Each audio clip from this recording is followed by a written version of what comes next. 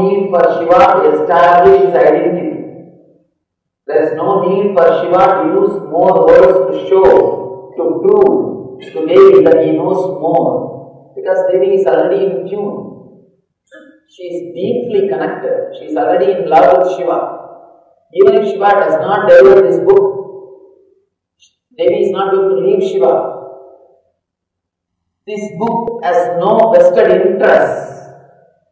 This is not delivered with some vested interest or to convince some idea.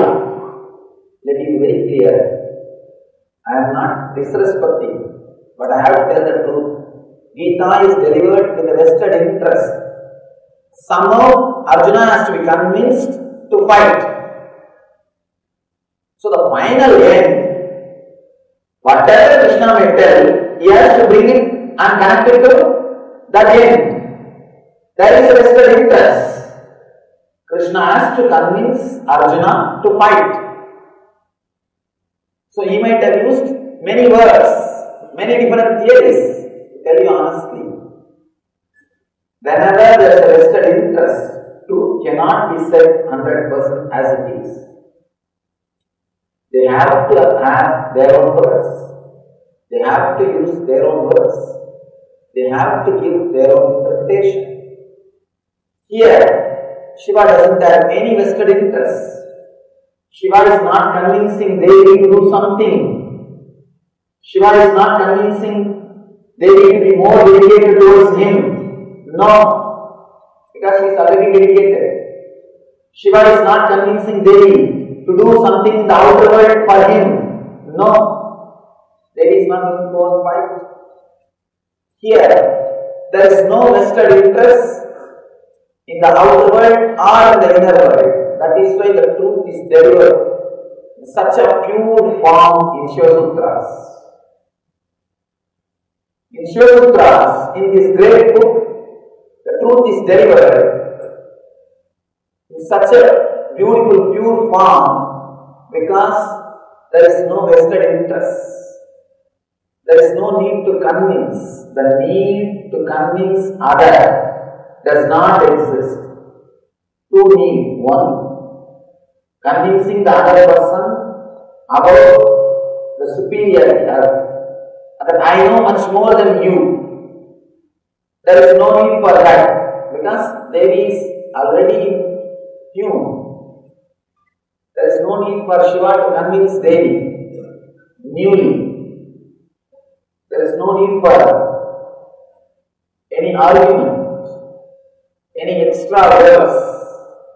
Second, there is no need for Shiva to convince Devi to do something in the outer world for his benefit or his interest. He doesn't have any interest in the outer world. He is not convincing Devi to do something in the outer world because there is no vested interest. Truth is delivered as it is without using any extra word or without complicating it. Philosophy cannot give the truth as it is. One more thing. The danger in the philosophy is the words which they use to express some concept. The meaning which you understand when you listen to those same words may be two different things. The dictionary which they use when they utter the words, the dictionary which you use when you listen to those words may be two different dictionaries. Maybe two different dictionaries. So you do not know what meaning the philosopher is using that word. The word Maya has created enough of problem, much more than the problems created by Maya itself. If you are studying a little bit of Indian philosophy, the word Maya has got so many thousands of explanations and interpretations that has created more problems than the problems created by Maya itself. The philosophy always leads to more and more words and confusion. Here Shiva is not at all bothered about philosophy. Straight away he works on you. He is giving you the technique. He is giving you the techniques. He is not concerned about any intellectual introduction, any philosophical introduction, any other words. He is straight. He is straight to the subject. He is straight to the core. Small story. Lady was trying to fit her new fur coat. Standing in front of the mirror, she was seeing this side and that side, how it looks on her. Her daughter entered the room, small kid. She asked, "Mom, don't you understand how much the poor animal would have suffered for you to have this coat? Why are you giving suffering to so many poor animals? Why are you giving suffering to the poor animals for you to have this coat?" Mom said, "How dare you speak like this about your dad? Because your dad is the only person who suffered to get this coat for me." The words, you can give your own meaning, your own interpretation, your own understanding.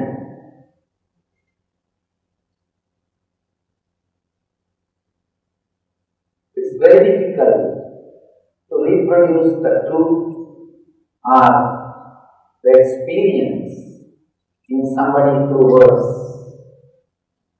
Something more than words is necessary to reproduce the experience in other beings. Something more than words is what I call techniques. We need techniques to reproduce the experience in other beings. Here, every word uttered by Shiva is a technique. This book has got 112 sutras, 112, all 112 are techniques, that's all. Not a single extra word. Let us enter into the sutra, today's sutra. Throughout this year, I have decided I will be speaking on the Shiva Sutras. Already we finished 40 sutras in different countries. Here we will be having 3 days discourses on 3 different sutras. Today we will work on one sutra. Tomorrow we will work on the next sutra. Day after tomorrow another one sutra. Even if you listen,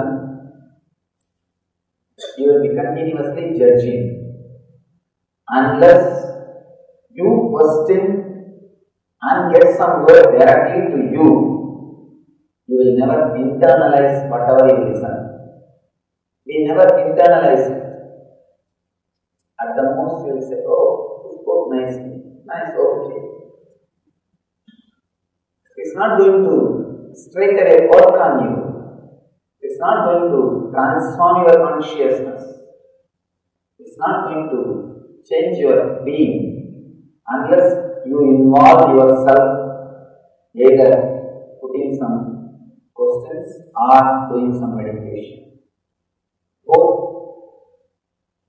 will help you to internalize. So we will do all the 3. First we will understand, then we will have few questions and answers. Then we will meditate so that the whole thing will be internalized. Let us work on the techniques of Shiva, techniques created by Shiva to reproduce the same Shiva consciousness in our being. So, let's remember the great master Mahadeva who delivered this book, and the Guru Parampara through which this book is preserved and handed over class.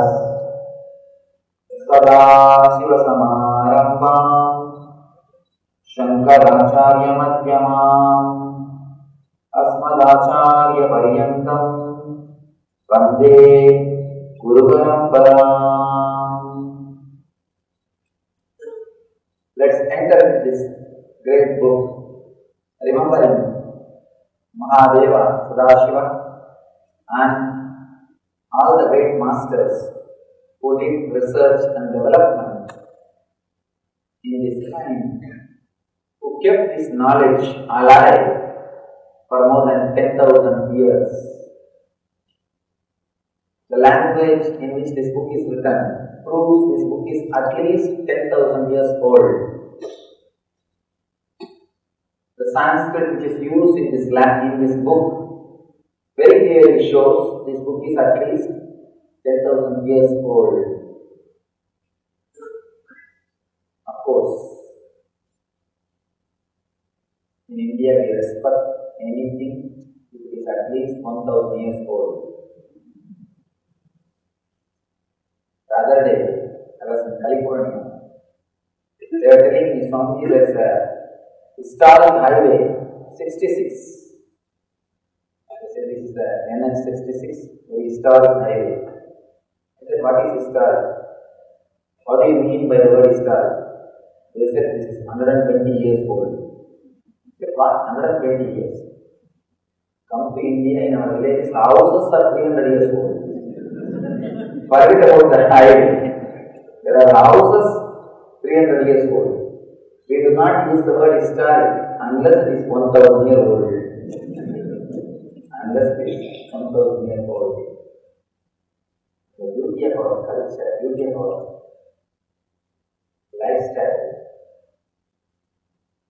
Even after 10,000 years, all possible cultural invasions, political slavery, and imbalances from the roots, because we have tremendous freedom of thought. Understand? Atheists don't think atheists exist only now. 10,000 years ago, when Shiva Sutra was given to the world, even at that time atheists existed. Philosophy of Charvakas. Charvakas' philosophy is, all they say is, even if you have to borrow the money, it's okay. Drink tea and rest, enjoy the life. Charvakas are the people first who acknowledged the credit card. Credit card means living in other people's money, opium. Other people's money. Even if it is other people's money, don't worry, just drink tea and enjoy the life. That's the Charvaka philosophy. Understand, we had Charvakas even thousands of years ago. It's not that we are facing all this cultural invasion, all these problems only now. Even in those days they were there.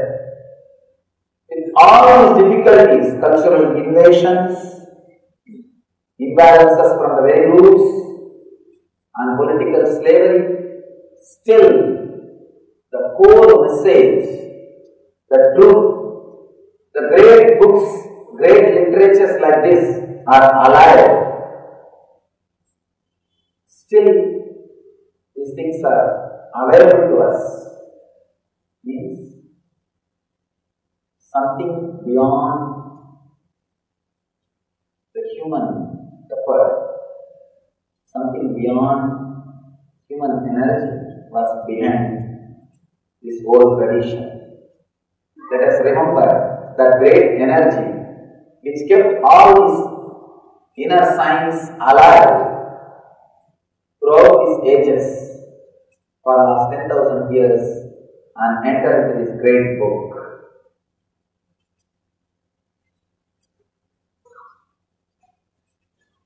Today's sutra, it's a beautiful sutra. Let me read out the English translation and we will enter into the sutra. Look upon a material without seeing the sides or material out of which that is made. For example, this lamp. You are supposed to look this lamp without seeing the boundary or the material in which it is made. In few moments, let you be enlightened. This is the sutra. Shiva says, look upon a material, look upon a product without seeing the sides, means the boundaries, or the material in which it is made. In a few moments, let you become enlightened.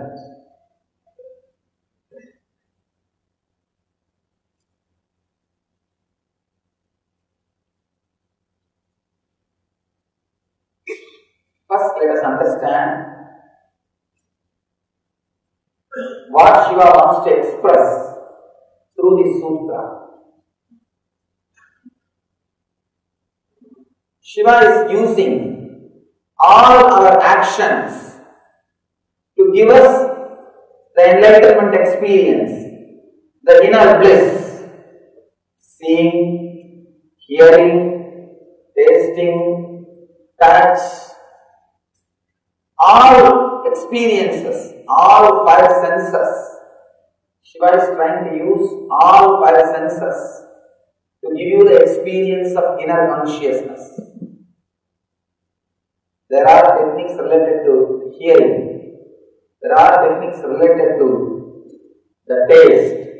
There are techniques related to the touch. There are techniques related to smell. This technique is related to seeing.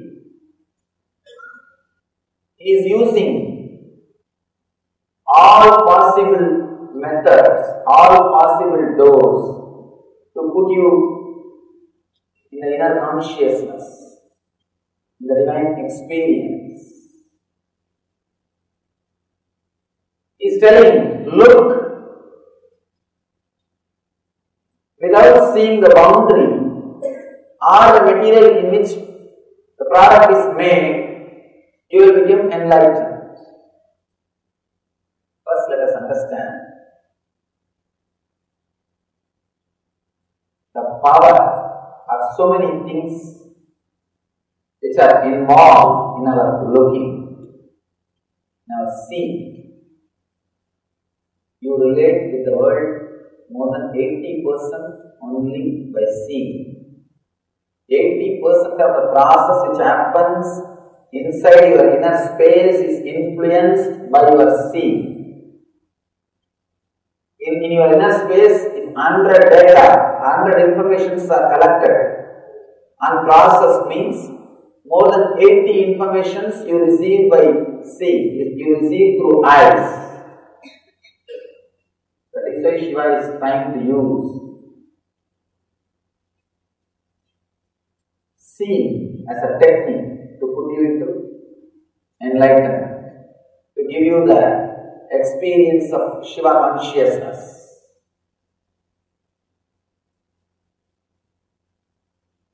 Understand? If you look into the other's eyes, you can very clearly understand how our looks are very shallow. We do not look into anything deeply. Just see somebody's eyes. For a few moments, he will not be able to see you. Of course, you yourself will not be able to see him more than few seconds. Constantly you change, because if your eyes are not collecting data, the information processing will stop. Your mind will relax into no mind state. Your eyes have to be alive, active, constantly collecting data. Only then the restlessness, the inner chattering will be kept alive. Eyes are constantly working, collecting information to keep your restlessness alive. Unless you are restless, your mind can't survived. Constantly it works.